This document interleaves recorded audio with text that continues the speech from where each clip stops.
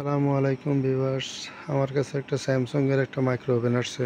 ওভেনটার সমস্যাটা হলো সব কিছু ঠিক আছে, চলে, কোনো সমস্যা নাই, সব কিছু ঠিক আছে, কিন্তু ভিতরে যেইটাই দিয়ে গরম হয় না। আচ্ছা, তাহলে আমি জিনিসটা মাইক্রো ওভেনটা খুললাম। খোলার পরে আমি দেখলাম, প্রথমে দেখলাম ট্রান্সফর্মার ঠিক আছে কিনা, তারপর দেখলাম সার্কিট ঠিক আছে না, সার্কিট ঠিক আছে, তারপর দেখলাম এই যে ফিউজটা এইটাও ঠিক আছে, তারপর দেখলাম এই নোটটাও ঠিক আছে, সব কিছু ঠিক আছে। তারপর আমার সন্দেহ হইলো এই যে ক্যাপাসিটারটা খোলার পরে দেখলাম ক্যাপাসিটারে কোনো শর্ট নাই। ক্যাপাসিটার অনেক সময় শর্ট হয়ে যায়, অনেক সময় এটার পাওয়ারটা ড্যামেজ হয়ে যায় পাইছি। আচ্ছা, তারপর ক্যাপাসিটারটা খোলার পরে দেখলাম এই যে এখানে একটা ডায়োড আছে, কালো ডায়োড। এই ডায়োডটারও খুলে পরে দেখলাম যে ডায়োডটা কোনো শর্ট আছে কিনা, পরে দেখলাম যে না, শর্ট নাই।